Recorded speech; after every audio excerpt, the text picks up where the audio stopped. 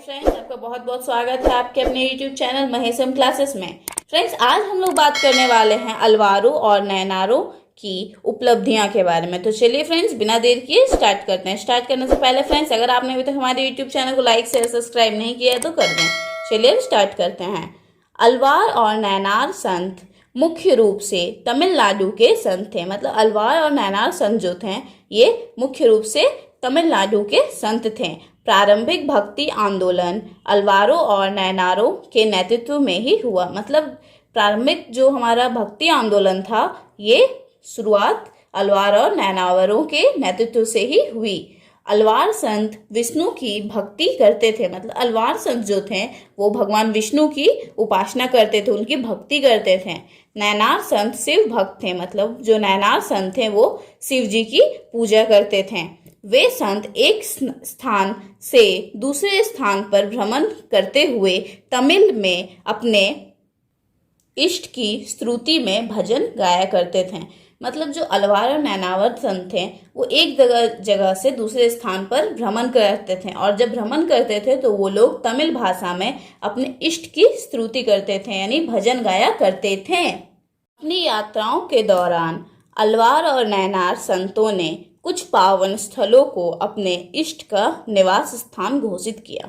मतलब अलवार और नैनावर जो संत थे ये अपनी यात्रा के दौरान कुछ स्थल थे, कुछ जगह ऐसे थे जिन्हें इन्होंने अपने इष्ट का निवास स्थल बताया। मतलब उनका घर बताया जहाँ पे वो रहते हो, उनके इष्ट निवास स्थान घोषित किया।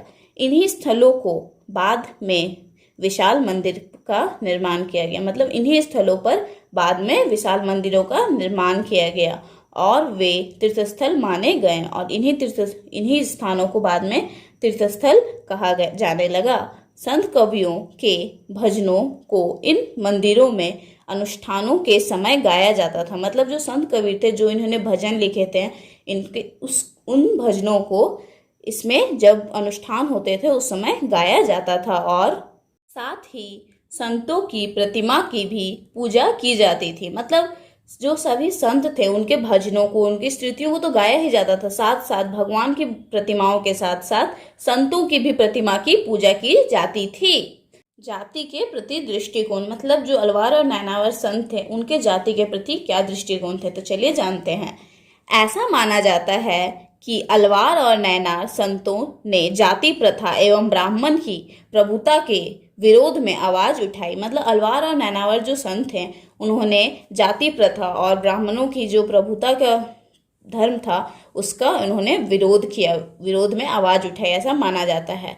कुछ हद तक यह बात सत्य प्रतीत होती है। मतलब कुछ हद तक ये बात सत्य प्रतीत होती है क्योंकि भक्त संत विविध समुदायों से थे। मतलब जो भक्त थे अलवार और नैनार संत थे ये अलग अलग समुदायों से थे, जैसे ब्राह्मण, शिल्पकार, किसान और कुछ तो अन्य जातियों से आते थे।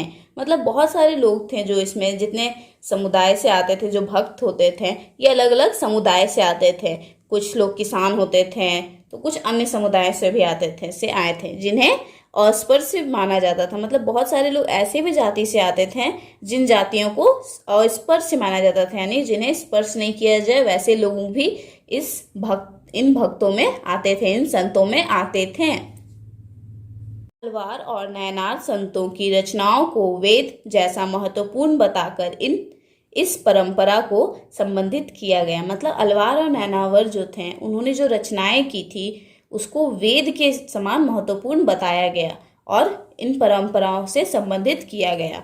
उदाहरण स्वरूप अलवार संतों के एक मुख्य काव्य संकलन नल चिरादित्य प्रबंधनम का वर्णन तमिल वेद के रूप में किया जाता है। मतलब जो इन्होंने रचनाएं की उसका में से एक था नल चिरादित्य प्रबंधनम, जिसके मुख्य काव्य कहा जाता है, और इसका वर्णन हमें तमिल वेद के रूप में किया जाता था। इस तरह के ग्रंथ का महत्व संस्कृत के चारों वेदों जैसा बताया गया।